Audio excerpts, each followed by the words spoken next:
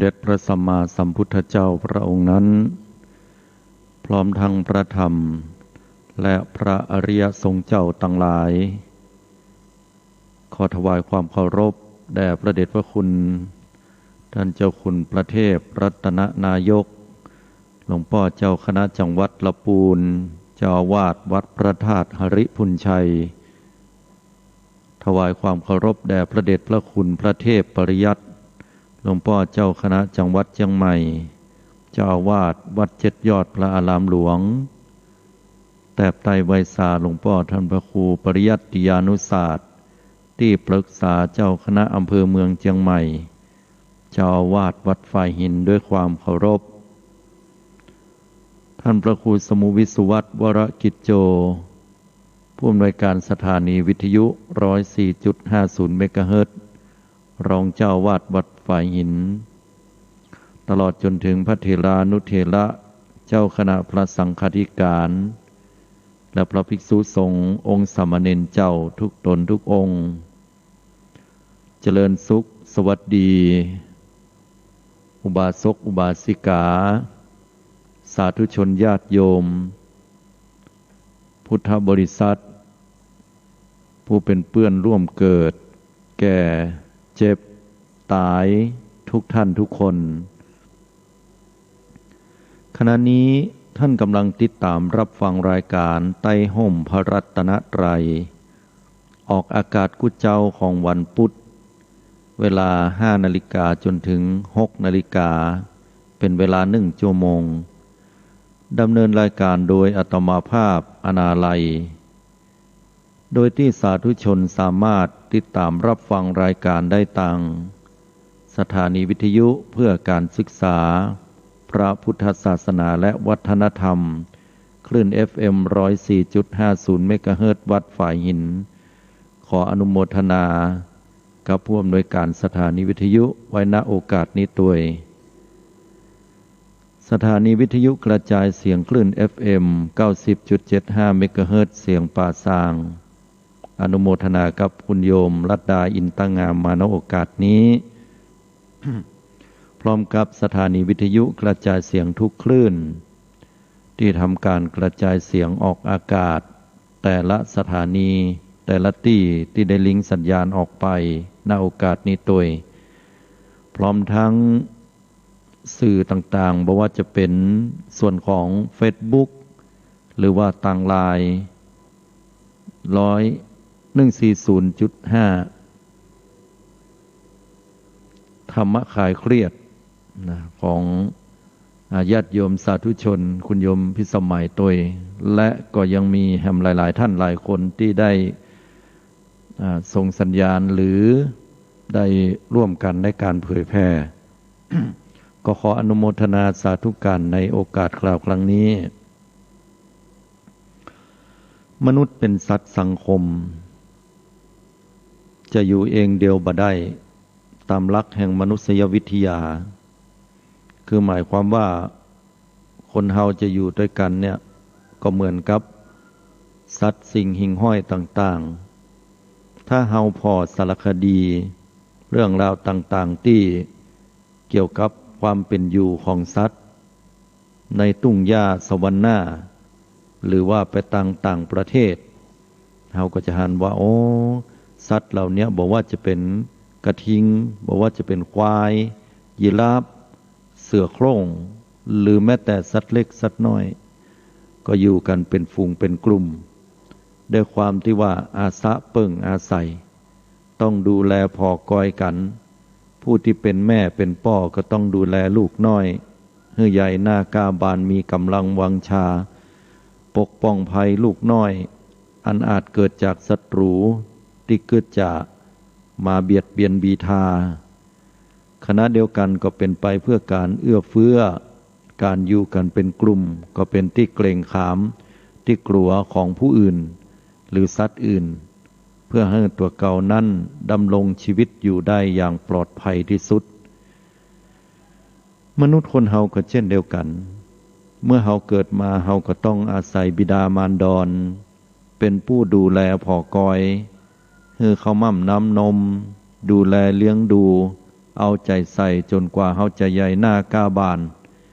และมีกำลังวังชาเพียงพอที่เฮาจะสามารถเดินและใช้ชีวิตได้ในสังคมนี้เมื่อใหญ่หน้ากล้าบานขึ้นมาแล้วเฮาก็จะต้องอาศัยคนในสังคมนั้นช่วยเป็นหูเป็นตาบ้านเหนือบ้านใต้มีรั้วรอบขอบชิดป้องกันขโจรขโมยหรือแม้แต่เฮาก็ต้องการคนข้างบ้านหรือในหมู่บ้านเฮาหรือในสังคมเฮามีปฏิสัมพันธ์ก็คือการไปมาหาแว่พูดจาปราศัยเฮาจะต้องอาศัยแม่ค้าในการซื้อของแม่ค้าก็ต้องอาศัยลูกค้าในการได้เงินได้ทองเป็นข้อแลกเปลี่ยนเพื่อใช้ชีวิตให้เป็นไปตามปกติสุขคนเฮาจะต้องอยู่ร่วมกันในสังคมด้วยความผาสุกมีปฏิสัมพันธ์ซึ่งกันและกันเมื่อใหญ่หน้ากล้าบานขึ้นมาแล้วปัจจัยที่เป็นหนุ่มพร้อมที่จะออกเฮือนแม่หญิงที่เป็นสาวพร้อมที่จะไปแต่งงานก็ออกเฮือนแต่งงานกันอยู่กินกันฉันสามีภรรยาต้องมีการสืบลูกสืบหลานและในที่สุดเมื่อเฒ่าชแลแก่ชรามาแล้วเฮาก็บ่สามารถที่จะอยู่เองเดียวได้ความหมายก็คือจะต้องอาศัยลูกหลานตานเต้าเข้ามาดูแลพ่อกอยอุ้มปกยกย้ายในยามที่เฮาเฒ่าเฮาแก่ก็ด้วยความที่ว่าเฮานั้นมีสังขารร่างกายที่ทรุดโทรมเปลี่ยนแปลงไปและก็เคยได้เลี้ยงดูแลพ่อกอยลูกเต้าเหล่าหลานก็เป็นหน้าที่ที่ลูกเต้าเหล่าหลานจะต้องดูแลพ่อกอยบิดามารดาและคนเฒ่าคนแก่ฉะนั้น รวมความว่ามนุษย์คนเฮานั้นจะอยู่เองเดียวในสังคมโลกนี้บ่ได้ก็จะต้องมีปฏิสัมพันธ์อยู่ร่วมกันเป็นสัตว์สังคมเป็นว่าอย่างนั้นทีนี้การอยู่ในสังคมของมนุษย์คนเฮานั้นมันจะเรียบราบคาบสบายมันเป็นไปบ่ได้คลื่นในยามที่อยู่ในทะเลเซาะเข้าหาฝั่งยามที่บ่มีมรสุมมันช่างเป็นคลื่นที่งดงามและมีความสวยงามเป็นไปตามธรรมชาติมนุษย์คนเฮามักจะเอากระดานไปโต้คลื่นเพื่อจะให้เกิดความสุขสำราญบานใจคนตั้งหลายก็ไปเล่นที่ชายหาดก็เพื่อต้องการจะพอคลื่นซัดเข้ามาด้วยความปรีเปรมอิ่มใจแต่เมื่อใดก็ตามที่มรสุมเข้ามาแล้วคลื่นที่ว่าสวยงามคนที่อยากจะเอากระดานไปโต้ก็คงจะเปลี่ยนใจเพราะนั่นมันหมายถึงพยันอันตรายที่กำลังจะเกิดขึ้นอย่างรุนแรงชนิดที่เรียกว่าเอาชีวิตเข้าเสี่ยงเข้าแลกหรืออาจจะทำให้เฮาเพลียงพล้ำต้องเสียชีวิตไปพัดพรากจากทุกสิ่งทุกอย่างไปการอยู่ในสังคมปัจจุบันคนเฮาเหมือนกันญาติโยมทั้งหลายบอกว่าจะเป็นสามีภรรยาลูกเต้าที่มีต่อพ่อแม่เพื่อนฝูงคนเฒ่าคนแก่ชราที่มีต่อคนหนุ่มกำล่ำกองผู้ที่เป็นลูกน้องมีปฏิสัมพันธ์ต่อผู้ที่เป็นเจ้านายคนที่ร่ำรวยมีปฏิสัมพันธ์ต่อคนที่ยากจนคนเฮาอยู่ในสังคมเนี่ยนอกจากเฮาจะพึ่งพาอาศัยกันแล้วเป็นส่วนดีสิ่งหนึ่งที่เฮาหลีกหนีบ่พ้นนั่นก็ได้แก่การเบียดเบียนบีทาซึ่งกันและกันการเบียดเบียนบีทานั้นมันเป็นไปโดยสองอย่างหนึ่งก็คือการเบียดเบียนบีทาที่บ่ได้ตั้งอกตั้งใจยกตัวอย่างเช่นพฤติกรรมของเฮาเป็นคนอย่างใดเฮาเป็นคนอู้อย่างอี้เฮาเป็นคนยะอย่างอี้เฮาเป็นคนห้าวบ่ได้เป็นคนเรียบร้อยบ่ได้เป็นคนเนี่ยอย่างจ้าบ่ตันกินนะอย่างอี้เป็นต้นหรือบางคนก็อาจจะเป็นคนจ้าเนี่ยอย่างจ้าก้อยเปี้ยนไปสิ่งเหล่านี้มันอาจจะถูกใจนะถ้าคนเนี่ยอย่างเวยเป็นคนห้าวก็อาจจะบ่ถูกใจสำหรับคนที่เนี่ยอย่างจ้าเปลี่ยนปราณีตแต่คนที่เนี่ยอย่างจ้ามีความละเอียดปราณีตก็อาจจะบ่ถูกอกถูกใจสำหรับคนที่เนี่ยอย่างห้าวอย่างเวย อันนี้มันก็คือความแตกต่างกันเพราะฝ่ายหนึ่งนั้นกึดเหี่ยว่าช้าๆได้พระเล่มงามแต่แห่งคนหนึ่งนั้นกึดแตกต่างออกไปนะก็บอกว่ากว่าทัวจะสุกงาก็ไม่ ตรงเนี้ยอย่างเว่ยๆจะไปจ้าฉะนั้นแล้วมันก็เลยบ่มีอย่างที่จะเป็นไปตามใจของคนเฮาอันนี้ก็คือการเบียดเบียนโดยที่เฮาบ่ได้ตั้งใจนะบ่ได้ตั้งใจซึ่งพุทธเจ้าก็ตรัสบอกไว้ว่าเจตนาความตั้งใจเป็นกรรมอันนี้ก็ถือว่าเฮาบ่ได้ตั้งใจทำให้ผู้อื่นนั่นได้เดือดร้อนใจแต่แห่งอย่างหนึ่งนั่นก็คือการที่เฮามีปฏิสัมพันธ์ต่อผู้อื่นแล้วมีการเบียดเบียนต่อกันด้วยความตั้งอกตั้งใจอันนี้เป็นสิ่งที่บ่ดีเพราะมนุษย์คนเฮาเนี่ยมักจะหันแก่ตัวกันคนละนักแล้วก็บ่มีภัยที่จะจี้ตัวเก่าว่าตัวเก่านั้นเป็นผู้ที่ผิดคนเฮาถ้าหูจักตัวเก่าดีแล้วจะพอออกว่าตัวเก่านั้นเป็นคนอย่างใดจะยอมรับฟังต่อผู้อื่นจะมีใจกว้างพอว่าเฮานี่ก็บ่ดีเนาะนะนักปราชญ์ครูบาอาจารย์เนี่ยเปิ้นได้แนะนำบอกว่าเฮาอย่าพยายามเป็นคนดีแต่ให้เฮานั้นพยายามพอในสิ่งที่บ่ดีของเฮาแล้วก็กำจัดในสิ่งที่บ่ดีในชีวิตของเฮาประจำวันเนี่ยออกไปแล้วความดีนั่นจะปรากฏจดเจือออกมาอุปมาเหมือนกับเฮาเป็นโรคสักโรคหนึ่งในร่างกายเช่นเฮาเป็นโรคอ้วนสิ่งที่จะตวยมาเฮาก็หูอยู่ว่าจะต้องมีความดันมีเบาหวานมีไขมันป้อแล้วก็มีแห่งหลายๆโรคที่จะต้องติดตามลามตวยเข่าก็พังก็สุดเสื่อมไปตามสภาพเพราะน้ำหนักหนักฉะนั้นถ้าหากว่าเฮาเป็นคนตุ้ยน้ำหนักเฮาเกิน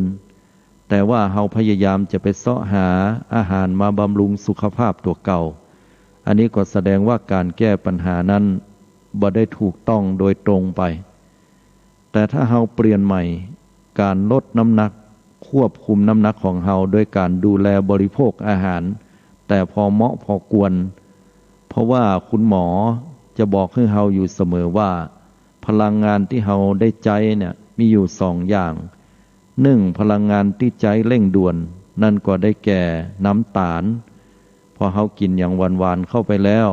เฮาจะได้ใจตัวเนี้ยเป็นอันดับแรกข้อที่สองพลังงานอันเกิดจากไขมันเวลาเฮากินอย่างเข้าไปแล้วที่เป็นมันก็ดีหรือหวานก็ดีแต่ถ้าเฮาใจในวันนั้นเนี่ยบ่หมดบ่เสี่ยงยกตัวอย่างเฮากินทุเรียนเป็นยวงนัก2-3 ยวงเข้าไปแต่ว่ากินแล้วก็บ่ได้ออกกำลังบ่ได้ยะการหยังพลังงานที่ฮื้อไปมันนักเกินมันก็เอาไปป้อไปสะไปสมไขมันไว้ที่ขี้ปุ่มเฮาที่แข้งที่ขาที่ท้องที่ไหล่บางคนก็ออกทางหน้าบางคนก็ออกทางก้นใหญ่ก้นงอนอย่างเปิ้นว่าอันนี้ก็เกิดจากการที่เฮาใช้พลังงานน้อยและกินนักก็เลยอ้วนเมื่ออ้วนขึ้นก็โรคภัยไข้เจ็บจะตวยมาแน่นอนทีนี้วิธีการแก้ก็คือปัญหาก็คือสำรวมปากสำรวมการกินบริโภคออกกำลังกายให้พอสมควรและพักผ่อนให้เพียงพออย่างที่หมอแนะนำก็จะสามารถทำให้น้ำหนักลดลงเมื่อน้ำหนักลดลงแล้วสุขภาพของเฮาก็ดีขึ้นเมื่อสุขภาพดีขึ้นโรคภัยไข้เจ็บก็บ่ตวยมาอันนี้คือการแก้ปัญหาที่ถูกต้องดีงามโดยที่เฮาบ่ต้องไปเสาะอาหารเสริมมากินให้เฮาผอมเพราะว่าถ้าเฮาทำถูกต้องการลดน้ำหนักก็จะดีโดยไปข้อนี้เนี่ยฉันใดญาติโยมทั้งหลายการที่คนเฮาเบียดเบียนบีทาซึ่งกันและกันการจะแก้ที่ดีที่สุดนั่นก็คือการที่เฮาจะต้องรู้จักระวังและสำรวมจิตใจของเฮาให้ดีเพราะว่ามนุษย์คนเฮานั้นหันแก่ตัวกันเป็นอย่างนักคนเฮาถ้าหากว่าแก้ปัญหาที่ถูกต้องนั่นก็คือพอที่ตัวเก่าแล้วติตายหมายจ้าตัวเก่าเปลี่ยนจากการติตายหมายจ้าคนอื่นได้คนนั้นคือสุดยอดแห่งคน เพราะอะไรอย่างเพราะพระพุทธเจ้าทรงตรัสไว้ว่ามนุษย์คนเฮานั้นพัฒนาตัวเก่าได้และมนุษย์คนเฮานั้นเป็นลักษณะทันโตเศโธมนุษย์เสสุผู้ที่ฝึกตัวเก่าดีแล้วเป็นผู้ประเสริฐในหมู่มนุษย์การฝึกตัวเก่าเนี่ยบ่ใช่เฮาจะต้องไปเล่นกล้ามไปยกน้ำหนักฝึกตัวเก่าต้องไปปั่นรถถีบไปปั่นจักรยานฝึกตัวเก่าจะต้องเนี้ยนั้นเนี้ยนี้มันบ่ใช่ความหมายที่ตรงตัวแต่การฝึกตัวเก่าความหมายคือการระงับยับยั้งจิตใจของเฮาบ่ให้มันไหลไปตามความต้องการคือกิเลสคือความอยากตัณหาอุปาทานต่างๆโดยการที่เฮาพยายามระงับยับยั้งการเบียดเบียนบีทาผู้อื่นบ่ฆ่าสัตว์ตัดชีวิตด้วยความที่เฮาโมโหโกรธาหรือเบียดเบียนผู้อื่นบ่ได้ไปชิงชักหักสวาทบุคคลผู้อื่นโดยที่ละเมิดความเป็นส่วนตัวบุคคลผู้อื่นที่บ่ยินดีพอใจหรือเป็นเหตุทำให้ผู้อื่นนั่นต้องเดือดร้อนและขณะเดียวกันคนเฮานั้นที่หันในสังคมปัจจุบันนะก็ขาดสิ่งหนึ่งนั่นก็ได้แก่เมตตาคนเฮานั้นขาดเมตตาศรัทธาสาธุชนญาติโยมทุกท่านเมตตาคือความปรารถนาที่จะยะให้ผู้อื่นนั้นมีความสุขถ้าการเมื่อใดที่เฮายะให้คนอื่นนั้นเดือดร้อนก็บ่ฮ้องว่าเมตตาเป็นการเบียดเบียนผู้อื่นเพิ่นถึงได้มีกรรมแผ่เมตตาว่าสัพเพสัตตาสัตว์ทั้งหลายที่เป็นเปื้อนทุกข์เกิดแก่เจ็บตายด้วยกันทั้งหมดทั้งสิ้นเอาเวลาโหนตุจงเป็นสุขเป็นสุขเถิดอย่าได้มีเวรแก่กันและกันเลยอภยาปัชชาโหนตุจงเป็นสุขเป็นสุขเถิดอย่าได้พยาบาทเบียดเบียนซึ่งกันเลยอนีฆาโหนตุจงเป็นสุขเป็นสุขเถิดอย่าได้มีความทุกข์กายทุกข์ใจเลยพร้อมกันนั้นก็อวยพรโดยว่าสุขีอัตตานังปริหารันตุจงมีความสุขกายสุขใจรักษาตนตัวให้พ้นจากทุกภัยทั้งหมดทั้งสิ้นด้วยเถิดอันนี้คือกรรมแผ่เมตตาที่เป็นสากลที่เปิ้นได้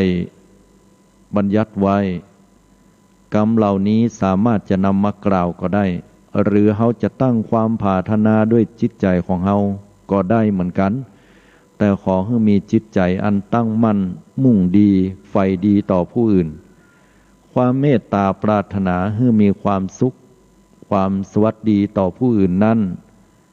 มันแตกต่างจากจิตใจที่มีความพยาบาทโกรธเคืองผูกใจเจ็บ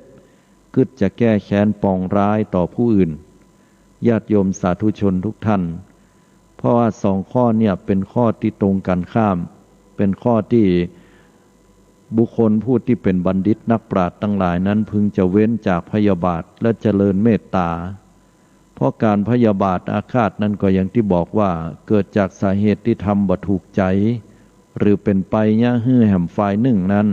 เกิดความเจ็บปวดใจและในที่สุดก็พัฒนาขึ้นเกิดความพยาบาทความโกรธความผูกใจเจ็บกึดที่จะเอาคืนทีนี้ความพยาบาทเนี่ยสังเกตจิตใจของบุคคลผู้นั้นมันร้อนรนกระวนกระวายอยู่ที่ไหนก็บ่ม่วนกึดนอนเมื่อใดก็กึดหาหันหน้าคนเนี้ยจังมันแตะมันว่ารับไปก็รับไปด้วยจิตที่บ่เป็นสุขตื่นขึ้นมาก็ยังกึดต่อแหมก็แสดงว่าตลอดทั้งคืนที่นอนรับเนี่ยมันฝันมันหามันกึดแต่การพยาบาทเบียดเบียนคนคนนั้นเอามากึดใจอีนั่นมันด่าหัวเฮาที่กลางกาดพุ่นโอ้ฉีกหน้าเฮานะบ่ไว้หน้าไว้ตาเอากรรมอย่างมาอู้มาจ่ามาว่าเฮาต่อหน้าคนตั้งหลายหูน้อยไปกะหูจักกูน้อยไปวันพูกเกินรอถึงวันพูกนะตะวันก็ตกจ้าแตะจ้าว่าเมื่อคืนก็บ่หลับบ่นอนกึดก็จะด่าอีตัวเนี้ยพอจะด่าตกเมื่อเจ้ามาเอาละวันนี้กูเกียมละ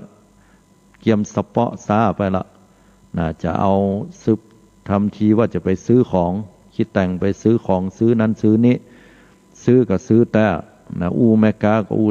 แต่ว่าใจนี่มันกึดไปหา แม่หญิงคนนั้นนะที่เคยว่าเคยด่าตะวาอย่างน่ะ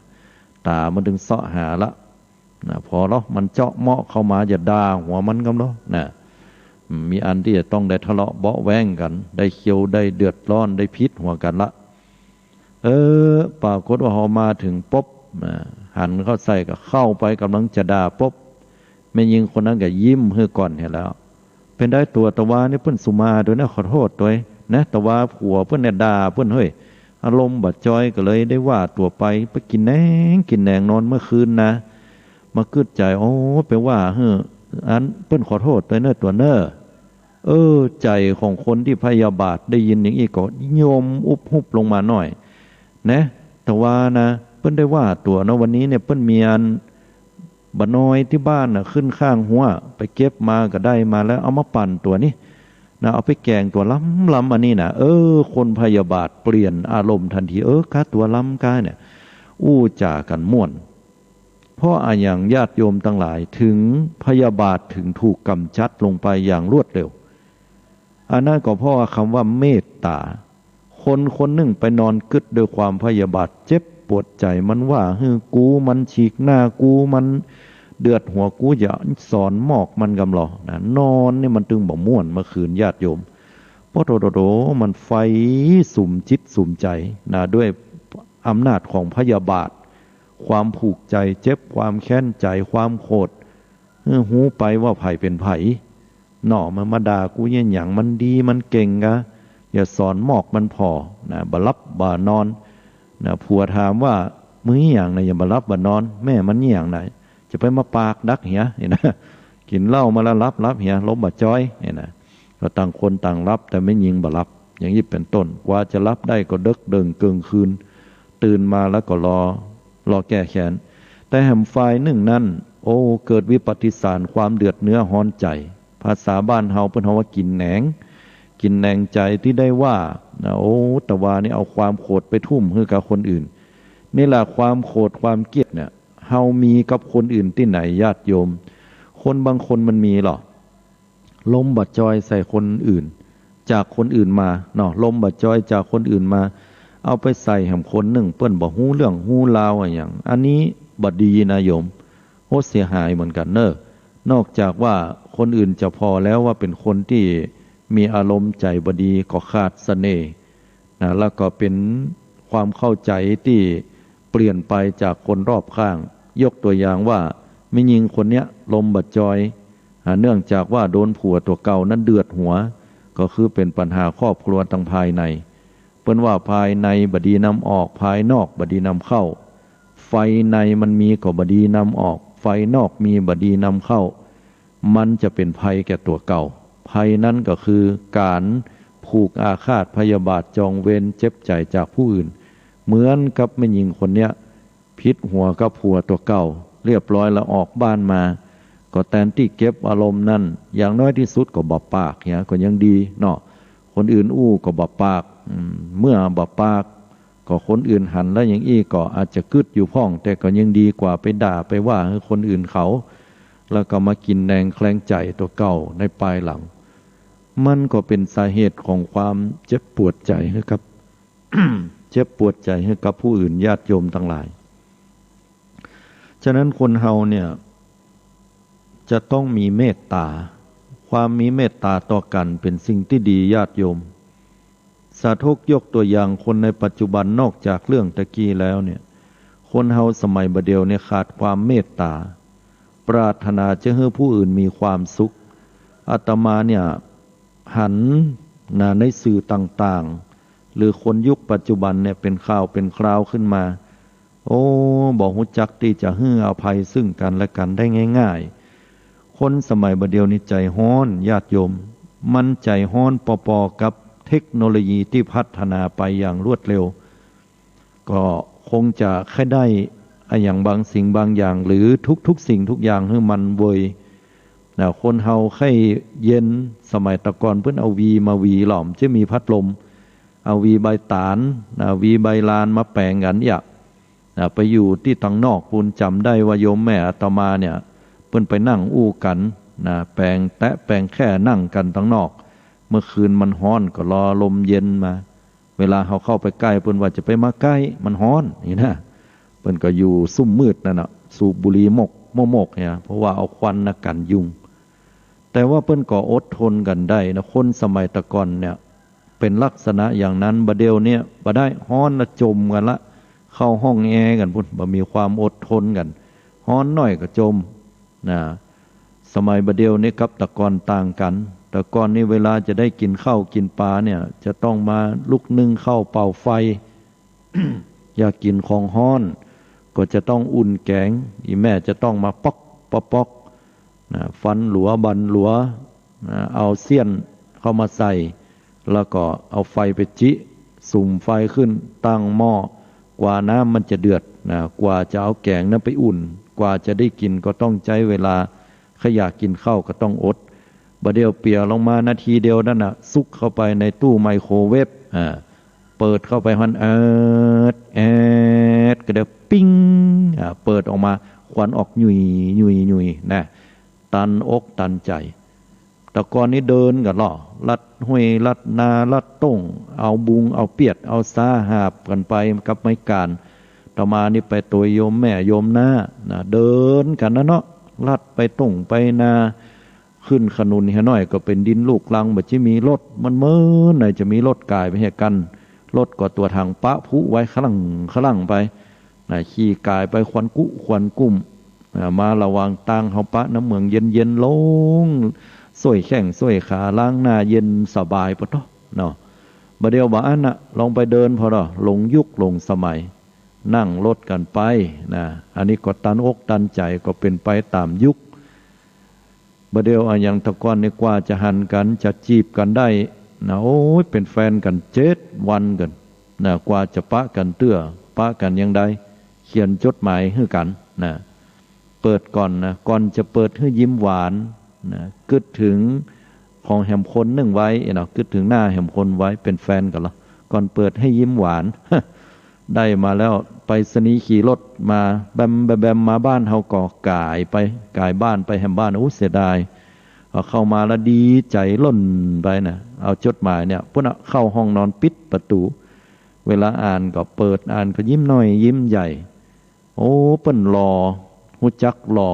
7 วันมาเห็ดเตื้อหนึ่งเก็บจดหมายมาเปิดอ่านกูหาหน่อยนะมันอย่ามาดูมีคุณค่า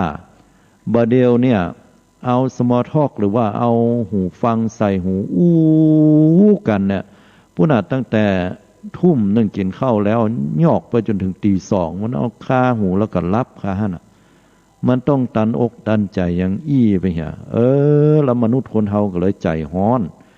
ก็ได้อย่างตามที่ตัวเก่าหวังบาดิดบาเดียวเนี่ยจะดิ้นจะเป็นจะตายปอกับการที่บอกหูจักอดทนอดกลั้นหันภัยสมัยตะก่อนเนี่ย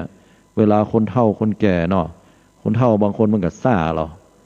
อวดดีซ่าอยู่พ่อง เหมือนเพลงของคุณโยมวิทุลใจพรมนั่นน่ะเปิ้นว่านะอย่างที่คนหนุ่มเอาอย่างก็เอาปลูกบะทั่วเนาะ บะทั่วดินแล้วคนเฒ่าเอางัวมาเลี้ยงบ่ได้ดูแลดีคนหนุ่มก็เดือดว่าลุงอย่างบ่พอนะพองัวแล้วมันมากินบะทั่วดินเฮาเหี่ยมดคนเฒ่าสำนอนรับตื่นขึ้นมาเนาะก็บอกก็กินจังมันอย่างมันจะคุดได้เหมือนหนูเหมือนตุนแล้วไปกินหัวมันเลยนะฝ่ายพ่อใจก็ใจขึ้นว่ามันหมอกเดียวกันบ่ให้หน่อยไหนละกุยปัดหัวกำเนี่ยฝ่ายคนเฒ่าก็ยังอวดดีอยู่นะก็ว่ารุ่นน้องนี่นะก็แสดงให้หันว่าแม้จะโคตรเพียงใดจะเกลียดเพียงใดจะจังกันเพียงใดคนหนุ่มก็ยังให้อภัยต่อคนเฒ่าได้คือว่ามันหมอกเดียวกันเนาะยังมีสามัญสำนึกอยู่แต่บดเดียวญาติโยมทั้งหลายลองไปพอสื่อเถอะมันบักคึดละว่าหนุ่มกามล่ามกองเท่าแก่แลชราอย่างใดมันเข้าไปแล้วก็ละกุยหวดได้ก็คือเป็นอันว่าหวดไผจะใหญ่กว่ากูบ่ได้เท่าอย่างใดแก่อย่างใดมันบักคึดแล้วโยมเหยมันบักคึดว่าเป็นตู้เจ้าพระนายแล้วบ่นับตู้พระให้นับผ้าเหลืองบ่นับต่อเฟืองให้นับเม็ดเข้ามันบ่นับแล้วมันหันเมื่อใดมันจะยิ่งอย่างเฮาก็ได้เฮาก็กลัวก็ร้อยญาติโยมทั้งหลายโอ้ไผบ่กลัวห้องนอกมันมาดีมาให้เปียมีดเปียผ้าเปียปืน มันบ่กลัวบาปกลัวบุญแล้วประเดี๋ยวมันบ่กึดแล้วบ่กึดคนเฒ่าบ่กึดพระสงฆ์องค์เนนมันบ่กึดถึงเรื่องของคนนั้นเป็นพ่อเป็นแม่ฆ่าแกงกันคณะเดียวกันบางคนก็อายุนักนะข่าวที่ออกมาหันกันประเดี๋ยวมีแผ่ว50เอาปืนเข้ามานะปืนเข้ามาอย่างคนที่เป็นวิศวะอายุเกือบ60 ปีนั่นนะละออนหนุ่มขี่รถกายไปนะพ่อกันบัดจับยามตัวเก่าก็ลุกออกจากรถใหญ่มาก็เอาปืนไปยิงละออนตายก็มีโหอีก็เป็นมีน่ะคนใหญ่เหมือนกันนะเนอะก็เอาเรื่องเหมือนกันประเดี๋ยวก็เอาเป็นว่าอารมณ์ฮ้อนขาดอย่างญาติโยมขาดเมตตาเมื่อมนุษย์คนเฮาเนี่ยเปิ้นว่าเมตตาธรรมค้ำจุนโลกมันค้ำจุนได้นะช่วยเหลือเกื้อกูลต่อกันเปิ้นบอกว่าเราสัตว์ทั้งหลายเนี่ยเป็นอย่างใดเฮาตัวเฮาเองเนี่ยยังฮักตัวกลัวตายบ่อยากจะฮื้อไผบ่ต้องการฮื้อไผนะเบียดเบียนบีทาบุบหูตีตาบ่ต้องการฮื้อไผฮื้อให้บ่ต้องการฮื้อไผด่าบ่ต้องการฮื้อไผย่างเฮาเสียหน้าแม้ว่าเรื่องนั้นเป็นเรื่องแต่ก็ตามนะเป็นเรื่องแต่เฮาก็บ่ให้ฮื้อไผมาว่าเฮาหรอกแม่นก็ได้ยิ่งเป็นเรื่องบัดแต่นะมาใส่พริกใส่เกลือปั้นน้ำเพื่อเป็นตัวเฮาก็บ่ให้ฮื้อไผมาว่าเฮาบ่ให้ฮื้อไผมาบุบหูตีตาบ่ให้ฮื้อไผเอาจิรันฟันแตงเอาปืนมายิงมาฆ่ามาแกล้งมาพยาบาทเบียดเบียนเราสัตว์ทั้งหลายนะบอกว่าจะเป็นคนเป็นสัตว์สิ่งหิ่งห้อยก็ฮักตัวกลัวตายบ่ต้องการให้เฮานั้นไปเบียดเบียนบีทาว่ากล่าวบ่ต้องการให้เฮาไปบุบหูตีตาเอามีดไปจิรันฟันแตงเอาปืนไปยิงนะไปเนี่ยเบียดเบียนผู้อื่นนั้นเหมือนกันอย่างเดียวกันเลยถ้าเฮากึดอย่างญาติโยมโลกนี้จะมีแต่สันติสุขจะมีแต่ความสุขจะมีเสถียรภาพที่ดีจะมีความฮักจะมีต่อความเมตตาจะเป็นการฆ่าตัวพยาบาทคือผูกใจเจ็บต้องการแก้แค้นต่อกันและภัยที่เจริญเมตตาเนี่ยองค์สมเด็จพระสัมมาสัมพุทธเจ้าพระองค์ท่านได้ตรัสไว้ในพระไตรปิฎกฉบับบาลีสยามรัฐนะพุทธองค์ได้ตรัสในพระไว้เป็นคำสอนซึ่งเฮามาบรรจุไว้นะมาบรรจุไว้ในพระไตรปิฎกฉบับบาลีสยามรัฐเล่มที่31พระสุตตันตปิฎกเล่มที่23คุทธกนิกายปฏิสัมภิธามัคซึ่งได้ตรัสสอนไว้ที่เปิ้นบันทึกไว้ว่าอานิสงส์เมตตา11ประการดูก่อนภิกษุทั้งหลายเมื่อเมตตาเจโตวิมุตติอันบุคคลเสพแล้วเจริญแล้วยะหือนักแล้วยะหือเป็นดังญาณยะหือเป็นที่ตั้งไว้เนืองอบรมแล้วผาลบดีแล้วอานิสงส์11ประการเป็นอันหวังได้อานิสงส์11ประการเป็นอย่างใดก็คือว่าผู้เจริญเมตตาเนื่องย่อมรับเป็นสุขเวลาจะรับก็มีความสุขรับไปเนี่ยมีความสุขนะบ่ได้มีความกังวลใจ2ตื่นมาก็เป็นสุขตื่นมาแล้วโอ้มีความสุขอกสุขใจบ่ได้มีความกังวลใจเครียดแค้นชิงชังต่อไผ3บ่ฝันลามกเวลาฝันเข้าไปก็ฝันแต่เรื่องลามกจกกระเปดฝันหาสิ่งนั้นสิ่งนี้อันบ่บึงบังควร4ย่อมเป็นที่ฮักของมนุษย์ทั้งหลายคนเจริญเมตตาจะเป็นที่ฮักของคนอื่นเพราะว่ามีรัศมีมีออร่ามีพลังบางอย่างที่ออกมาจากตัวเก่าคนจะสัมผัสได้หันนะถ้าเป็นตู้เจ้าพระเนนก็โอ้น่าเลื่อมใสแต่นอตนเนี้ยนะลักษณะของเมตตาหันเป็นคนบ้าในคนนี้นี่มีเสน่ห์ในตัวบ่ต้องไปท่องคาถานะบ่ต้องมีกระท่องคาถาเมตตาอันใดโยมขอให้เจริญเมตตาในเตอะนะอันนี้มันยิ่งกว่าคาถาแฮมปิโยปิยังมะมะอย่างก็บ่ต้องมะมะเมื่ออย่างสักอย่างนะต้องคาถาไปแต่มันยังด่าคนเก่งนี่ก็บ่มีคาถาก็บ่ช่วยอย่างได้โยมต้องคาถาไปมันก็ยังเบียดเบียนคนอื่นก็บ่มีประโยชน์ฉะนั้นแล้วมีเมตตาใบหน้ามันจะแสดงถึงเมตตาดวงตาจะผ่องใสย่อมเป็นที่ฮักของมนุษย์ทั้งหลายข้อต่อมาย่อมเป็นที่ฮักของมนุษย์ทั้งหลายมนุษย์ก็ได้แก่พูดผีปีศาจสัมภเวสีเล่ร่อนผีเพศผีกะยักษ์ นะอย่างต่างๆเราเนี่ยบัญญัตินะบ่มีอันที่จะมาเบียดเบียนบีทาได้ขี่รถขับรางไปที่ไหนอย่างเพื่อนว่านะไปตายโก้งหั่นตุงแดงอยู่หั่นน่ะตายแล้วก็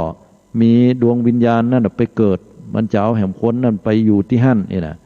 แน่นอนเลยว่าหมู่เนี้ยนะมนุษย์หมู่นี้จะทำลายบ่ได้ก็หันแล้วจะคิดว่าโอ้เพื่อนแผ่เมตตานะเพื่อนเป็นคนเจริญเมตตาเพื่อนบ่มีความโกรธความเกลียดเพื่อนบ่มีบีทาต่อไผนะคนนี้เฮาเนี่ยบ่ได้คุณธรรมเพื่อนเป็นของสูงว่าอย่างนี้นะถ้าเฮาได้เนี่ยได้ทำต่อเพื่อนก็เป็นวิบากกรรมนักฉะนั้นหมู่ที่เป็นอมนุษย์ทั้งหลายก็ฮักดูแลพอกอยตวยแล้วก็ต่อมาก็คือเทวดาย่อมรักษาย่อมนอกจากจะเป็นที่ฮักของมนุษย์และอมนุษย์แล้วเทวดาก็ฮักสุมรักษานะรักษาไปที่ไหนตั้งเหนือตกออกขอกใต้บ่ตกต่ำจ้านะบ่มีเหตุเพศภัยบ่มีอุบัติเหตุอุบัติภัยเกิดขึ้นก็โดยความที่ว่าเป็นบุคคลผู้มีเมตตาเทวดาจะรักษาไว้ข้อต่อมาไฟยาพิษหรือสัตราวุธกำกลายบ่ได้นะคนที่มีเมตตาเนี่ยต่อให้ผสมยาพิษให้กินนะต่อให้ว่าจะเผาด้วยไฟนะสัตราวุธอันใดที่จะมายิงมาแทงมาฆ่าก็บ่เข้าจิรันฟันแทงบ่ปุดบ่ขาดอันนี้ก็ด้วยว่าความเมตตาที่เนี้ยมันเจือตั้งอยู่ไว้ในใจย่อมได้อานิสงส์ข้อนี้นะเปรียบเทียบไปก็เรื่องราวของที่ได้เคยกล่าวมานะเรื่องของนางสามาวดีพร้อมทั้งคณะนะที่ถูกพระเจ้าอุเทนใจสอนยิงนะยิงอย่างใดก็บ่สามารถทำลายนางได้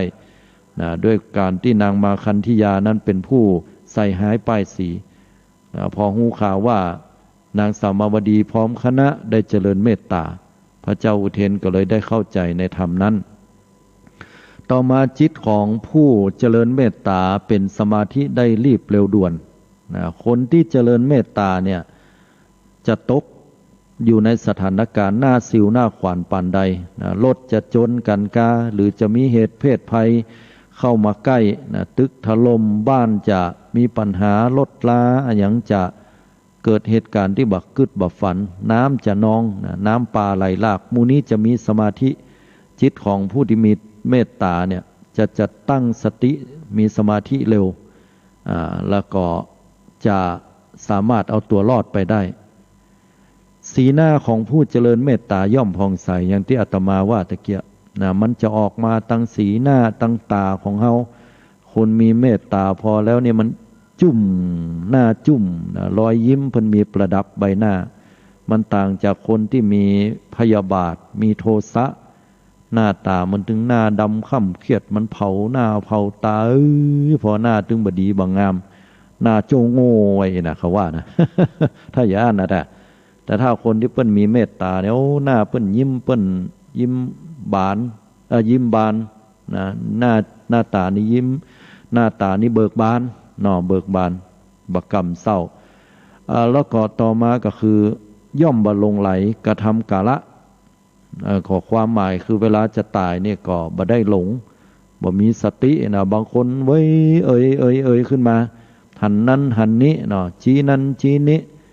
แต่ก่อนนี้เป็นอย่างใดเคยฆ่าเคยทำสัตว์สิ่งหิ่งห้อยก็เป็นอารมณ์นั้นออกมาก่อนตายก็แสดงถึงว่าไปบดีแต่คนที่มีสติโดยการเจริญเมตตานี่ก็มักจะหันแต่ของกินของทานมีจิตใจอันตั้งมั่นอยู่ในศีลในธรรมแล้วก็เมื่อตายไปก็ไปสู่สุคติได้ข้อสุดท้ายเมื่อยังบัดแทงตลอดธรรมอันยิ่งย่อมเข้าถึงพรหมโลกคนเจริญเมตตาญาติโยมบ่มีสิทธิ์ที่จะไปเกิดสวรรค์แต่ว่าไปเกิดสูงกว่านั้นคือพรหมโลกถามว่าเพราะอะไรอย่างเพราะว่าคุณธรรมสูงเกินกว่านั้นเปิ้นว่าสวรรค์เนี่ยคนที่มีหิริโอตตัปปะ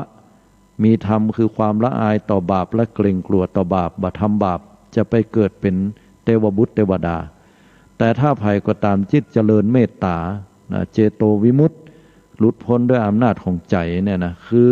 มีใจอันประกอบด้วยเมตตานั่นอยู่ตลอดบุคคลผู้นั้นจะไปเกิดบนพรหมโลกปุณแม้ตุเจ้าพระนายตุเจ้าพระเนรของเฮาก็ตามเวลาจะ ตอบแทนกรรมข้าวกรรมน้ำทรายกรรมข้าวกรรมน้ำของญาติโยมพุทธเจ้าก็ตรัสสอนไว้ว่าถ้าเจริญเมตตาอยู่เนือง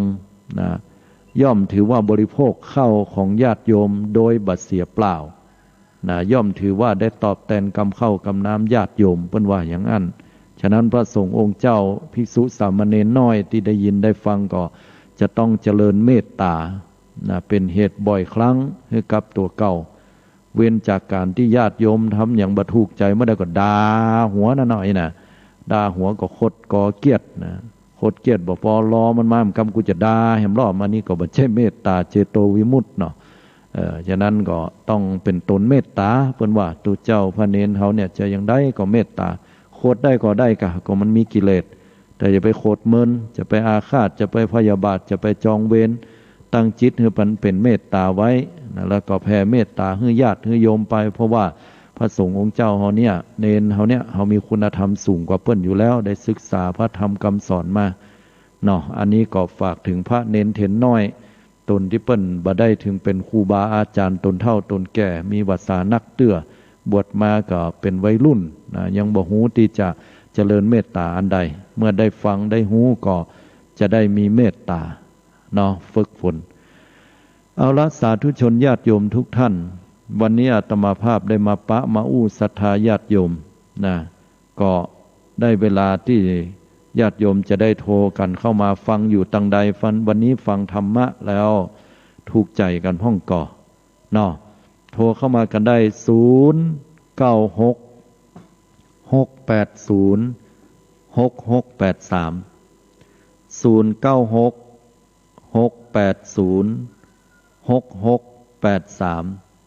โทรเข้ามากันได้เนื้อญาติโยมสาธุชนทุกท่านนะอาตมาภาพก็จัดรายการคณะนี้ก็คือรายการใต้ห่มพระรัตนตรัยหยิบยกเอาหลักธรรมคำสอนเรื่องราวต่างๆมาอู้มาจ่าคณะเดียวกันเมื่อค่ำเมื่อคืนเวลา8:30 นถึง 10:00 นเมื่อคืนเนมองข่าวสารผ่านแสงธรรมจะไปลืมติดตามกันเนาะ0193เจริญปอนคุณโยมนมัสการเจ้าพระอาจารย์จากตังใดจ๋าเจ้าบ้านข้างน้ำเจ้าบ้านข้างน้ำดีใจแต่เลยที่โทรมาที่ถามเนี่ยมันแจ้อย่างละจริงก็จำได้เพียงแต่ว่าตังท่านอื่นๆที่ฟังเนี่ยเป็นจะได้รู้ว่าโทรมาจากไหนเนาะจัดว่าเป็นยังเจ้าถามได้เจ้าเป็นได้พ่องวันนี้ได้ฟังรายการโอ้ดีน่าเน้นมันก็ดีดื้อของเราพระอาจารย์เนาะเป็นธรรมดาธรรมดาเพิ่นเนาะตามวัยตามวัยเจริญเมตตาก็ยมมีพ่องเราบางเตี้ยก็โคตรก็เกลียดแต่เป็นเรื่องปกติเนาะเจ้าก็บ่ใจเนาะก็เป็นละอ่อนแต่ก็เนี่ยเขาก็จำใส่บาตรเนี่ยมันก็เฉยๆแค่อากาศแปลงใจเนาะว่าเขายังผ่านโลกมาหน่อยแต่อารมณ์ร้อนเนาะเจ้าดีละข้อคิดดีกระเทะเจ้าว่าเป็นกำลังใจให้ท่านอาจารย์ในเจ้าเนอสาธุอนุโมทนาเช่นเดียวกันเนอสู้ต่อไปในโยมชีวิตนะสาธุพี่น้องตังข้างน้ำเนาะเชียงใหม่สันทราย7631เจริญปอนโยมพระอาจารย์เจ้าฟังอยู่เนอฟังอยู่เนาะฟังอยู่ตังใดบ้านไหนอยู่ตังบ้านแม่น้อยอำเภอหัวสายเจ้าแม่น้อยสันทรายอนุโมทนาตัวได้เจริญเมตตากับโยมกราบไหว้เจ้าเอาไปละเอาเจริญปอนสาธุเอาไปมาบวยไปบวย2995แม่งก่อนเจริญปอนโยมฮัลโหล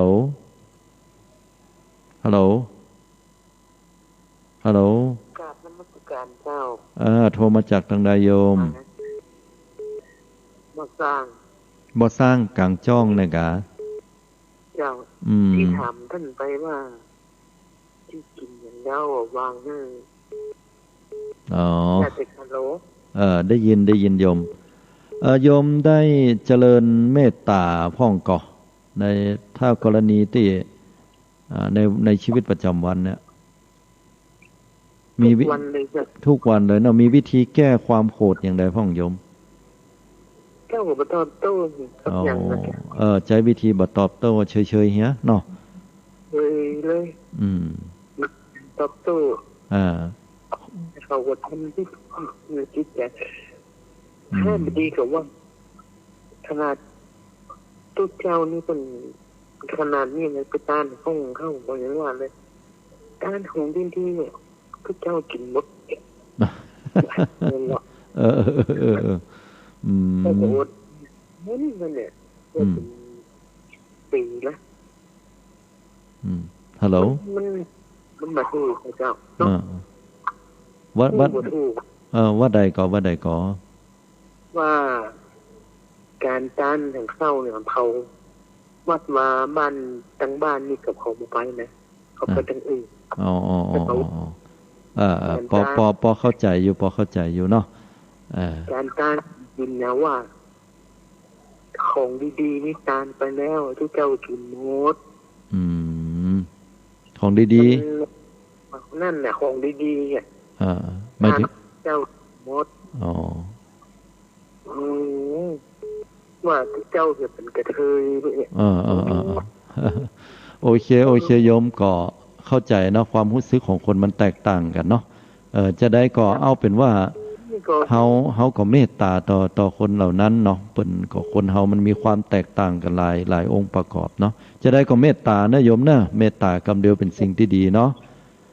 อนุโมทนามันมีลุยหลายสายอยู่เนาะสาธุนะเจริญพรเสียงออกแอกมันก็ต่างจิตต่างใจเนาะบางสิ่งบางอย่างไปตานเนี่ยก็ได้กินได้ดีมันแล้วแต่มุมมองของแต่ละคนเนาะมันแตกต่างกันออกไปนะโยมนะอาตมาก็เข้าใจนะเพราะว่ามันบ่มีอย่างทุกสิ่งทุกอย่างที่จะเหมือนใจของเฮานะคนที่เปิ้นบ่มีศรัทธาเปิ้นก็ว่าไปทำอย่างหนึ่งคนที่เปิ้นมีศรัทธาเปิ้นก็บ่ได้ว่าอย่างนั้นนะเอาเป็นว่าเฮาก็เมตตาเถอะนะเปิ้นว่าถึงแม้ว่าเขาจะว่าอย่างใดถึงแม้ว่าเขาจะทำร้ายเฮาอย่างใดถึงแม้ว่าเขาจะเดือดร้อนเฮาป่านใดก็ขอเฮากึดอยู่อย่างนึงว่าเขาก็เป็นเพื่อนร่วมเกิดแก่เจ็บตายเนาะเฮาก็บ่ไปตำหนิติตายหมายจ้าเขานะเข้าใจเขานะสักวันหนึ่งเฮาก็หวังว่าเขาคงจะพลิกมาเป็นสมาธิินะเพราะฉะนั้นคนเฮามันมีความแตกต่างกันเนาะเจริญเมตตานักๆนะโยมเนอะเฮาก็ขอให้มีใจอันเมตตา7909เจริญพรโยมไว้สาเจ้าทางเจ้าวัดไหนเกตกะลามกาบ้านเกตที่เกตกะลามเนาะฟังรายการวันนี้เป็นไดเจ้าถ้าก็มีเมตตานั่นแหละกันเราอย่างเวลาลูกหลานตานเต้ามาเนาะเนี่ยบ่ถูกอกถูกใจแล้วนะเกลียดเหมือนกันนะเนาะบางเตื้อได้เจ้ากระจ้างกระเจ้าข้าบ่ได้เนี่ยกับไปนั่นเลยไปอยู่ไปคนที่บ้านนั่นเลยเตี้ยว่าเตี้ยถ้าโคตรนะถ้าโคตรเนาะเจ้าเฮาบัดเนี้ยปล่อยให้มันเป็นไปตามเขานะเนาะอีเนาะไว้เนาะเจ้านะก็ดีแล้วเฮาฝึกใจเฮาเนาะเมตตาเพราะว่าแม่นหัวบัญชาเนี่ยแต่ว่าไม่มีเพิ่นขนาดไปทางใดกับป้าก็คนอย่างเงี้ยทำใจไว้เลยเจ้าเนาะคนเฮามันหลากหลายมันต้องได้ป้าอย่างนี้เพราะว่าคือเมตตาตั้งเจ้าตึงขำเพื่อเขาเนี่ยใช่คือพ่อคุณยายฮู้ก่อว่าพ่ออย่างเฮาถึงต้องไปปะคนแบบอี้เจ้าก็บ่ฮู้นะเจ้าว่าเขาก็บ่ได้เจ้าถ้าโยมค่อยฮู้ก็อาตมาจะบอกให้เจ้าก็คือว่าเพราะว่าอดีตเฮาเป็นคนอย่างอี้ไงโยมอดีตเฮาเป็นคนอย่างอี้เฮาเลยมาปะคนแบบนี้มันก็พุทธเฮาเชื่อพระพุทธเจ้าบอกว่าทำอย่างใดเฮาได้อย่างนั้นเพราะฉะนั้นการที่เฮาปะปัจจุบันเฮาปะคนนั้นอย่ามาขี้ข่อยขนาดขี้อิจฉาเฮาขนาดแสดงว่าชาติแล้วเฮาเป็นคนขี้ข่อยขี้อิจฉาเมื่อใดก็ตามที่เฮาปะคนนั้นเป็นคนที่ใส่ร้ายป้ายสีเฮานะหรือว่าเป็นคนที่บ่เอื้อเฟื้อต่อเฮาเนี่ยอย่างบ่ถูกใจก็เพราะชาติแล้วเฮาก็ไปใส่ร้ายป้ายสีหรือว่าเนี่ยอย่างบ่ถูกใจคนอื่นเขานั่นน่ะนะฮะเพราะฉะนั้นคุณโยมเนี่ยถูกละยายเนี่ยถูกละที่ว่าเฮาบ่ถือเขาละแผ่เมตตากรรมของเฮาจะเสี่ยงที่นี่แต่ถ้าเฮาไปถือเฮาไปตอบโต้ก็จะเป็นกรรมต่อไปแห่งปลายหน้า ถูกต้องแล้วนะอนุโมทนานะยายเนอะสาธุเนาะเจริญพรอันนี้ให้กำลังใจเนอะ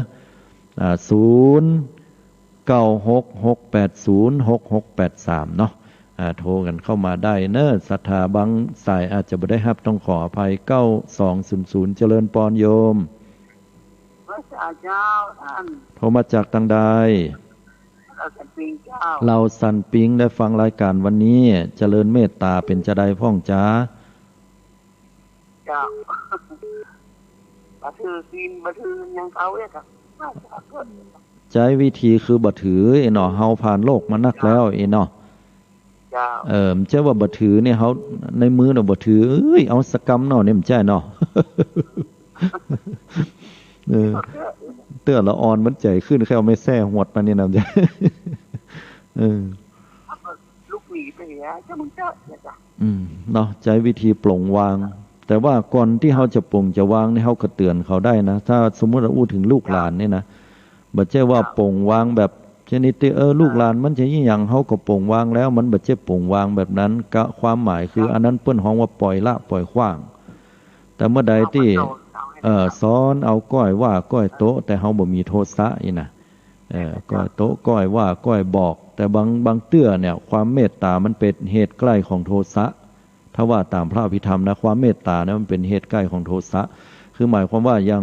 คนเป็นลูกนะคนเป็นลูกหันพ่อแม่คนเฒ่าเนาะเดินไปที่มันจะมื่นเพิ่นบอกแล้วว่าจะไปต้าวที่หั่นน่ะนะโคตรโดยเกียรติโดยนะแต่ก็ปรารถนาดีนะเพิ่นฮ้องว่าเมตตาเป็นเหตุใกล้ของโทสะคนที่เป็นพ่อเป็นแม่ก็เดือดหัวลูก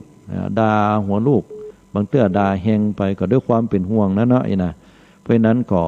อันนี้ก็เป็นแห่งรูปแบบหนึ่งแต่ว่าให้ระงับยับยั้งความโกรธไว้เนาะเพราะบางอันมันก็จะทำให้ลูกเต้าหรือว่าคนที่เป็นพ่อเป็นแม่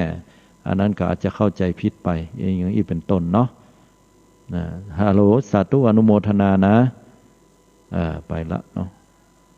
3956เจริญปรโยมการนมัสการเจ้าว่าจะได้จ้า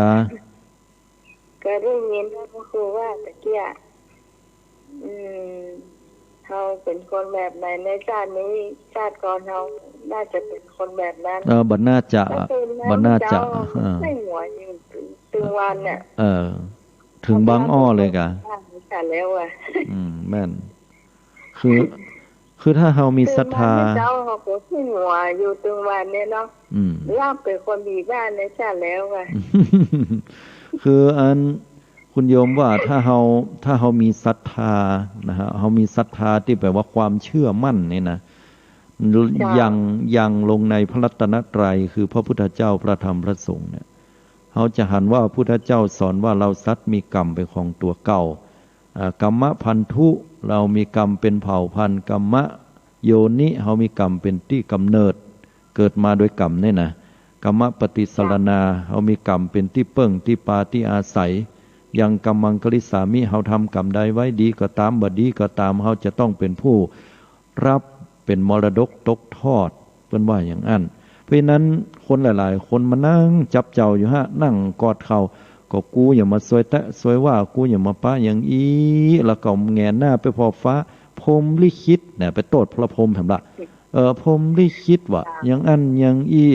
ว่าคือพระพรหมพระพุทธเจ้าตรัสว่าใดโยมพุทธเจ้าตรัสว่าพระพรหมเพิ่นบ่ได้เป็นผู้ที่กำหนดลิขิตชีวิตเฮาเนี่ยอันอย่างปัจจุบันเนี่ยที่ผ่านมาก็แล้วแต่นั่นน่ะมันจะเป็นวิบากกรรมนอนเนื้อเชื้อให้ไปเกิดขึ้นถึงชาตินี้และเกิดขึ้นในชาติหน้าที่เราจะไปเกิดเพิ่นว่าอย่างนั้นเนาะและที่สำคัญถ้าไผ่ที่ได้ว่าคือพระพรหมเป็นผู้ที่น้อยใจก็ดีโทษพระพรหมก็ดีวิบากกรรมที่ไปว่าคือพระพรหมนั้นก็จะทำให้ตัวเก่าต้องไปสู่อบายภูมิเพิ่นว่าอย่างนั้นนะพุทธเจ้าตรัสอย่างนั้นเพราะว่าพระพรหมนี่บ่ได้เกี่ยวกับเรื่องเหล่านี้เลยเพิ่นว่าไปอยู่บนพระพรหมพุ่นก็มีโอกาสจะมาเกิดเวียนว่ายตายเกิดเหมือนกันนั่นเนาะแต่ว่าเพิ่นเป็นผู้ประเสริฐด้วยจิตใจด้วยฌานสมาบัติเนาะฉะนั้นก็จริงๆแล้วเราเป็นผู้ลิขิตชีวิตของเราเองถูกต้องเลยบ่มีใครจะมากุมชะตาเฮาได้บ่มีเทพเทวาบ่มีคนไหนเลยแม้แต่บางคนบอกโตดป้อออกป้อ เพราะเกิดไม่เกิดนะเพราะเกิดไม่เกิดนะทรงเฮามาเกิดไอ้ที่จริงเพราะเกิดไม่เกิดวันหน้าถ้าอาตมามีโอกาสแล้วก็ติดตามรับฟังจะได้รู้ว่าเพราะเกิดไม่เกิดเป็นไผบ่ได้มีฮะบ่มีก็ตัวเฮาเนี่ยสร้างกรรมนั่นก็ทรงให้เฮามาเกิดนั่นน่ะนะบ่ได้มีตัวมีตนเนาะจะได้ขออนุโมทนาคุณโยมเนอะที่ได้ติดตามรับฟังเนาะขอบคุณหลายๆที่ได้อันแชร์ไปทาง Facebook ไปทาง LINE เนอะ140เนาะธรรมะคลายเครียดธรรมะอันนี้ก็ขออนุโมทนาโดยสาธุเป็นบุญเป็นกุศลด้วยกันเนอะญาติโยมสาธุชน7631เนาะเจริญพรโยมฮัลโหลฮัลโหลจำบ่ได้ตั้งใดจำได้ก่อนจำได้แล้วไม่เสียวเน่ก็อู่ล่าวเนี่ยเขาไปจำได้หูดอยสะเก็ดเนี่ยจำได้ยายดอยสะเก็ดอยู่คนเดียวน่ะจำได้แม่เสียวอยู่เจริญเมตตาอยู่คนเดียวเนี่ยอยู่คนเดียวอยู่โทรวันปูแต่โทรกูเจอดีละขจีสนใจดีสนใจดีนี่ก็ดีใจเจ้าพี่กำลังใจเหอะการกับพี่กำลังใจเหอะแม่ลงด้วยนะพี่นาบุญเนาะแล้วก็เจริญเมตตาแผ่เมตตามันออนุโมทนาสาธุเจ้าจะได้รับดีนอนดีเนาะเพราะว่าอยู่โต๊ะคนเดียวเนาะคุณเฒ่าคนแก่ก็จะได้บุญรักษากรรมจูปูจาถ้าเฮามีเมตตาแผ่เมตตามันเทวบุตรเทวดาก็ได้ดูแลทีมว่าคุณบ่ได้พอนะลูกหลานต้านเต่าอยู่ไกลก็หรือว่าล่มหายตายจากหรือมีลูกมีเต่ามีญาติมีปีมีน้องเฮาอยู่ได้ด้วยตัวเก่าเทวบุตรเทวดาก็ได้รักษารักษาเนาะก็ขอให้เป็นนาบุญญาติโยมสาธุชนทั้งหลายเอาเวลาหมดให้แล้วนะจะได้ก็ขอเอาเวลานี้ผ่านพ้นไปแล้วเนาะขอให้ทุกท่านอยู่ดีมีสุขนำเอารายการปิ๊กปอกไปก่อนญาติโยมขอทุกท่านสมมุ่งมาตรปรารถนาจงทุกประการเจริญ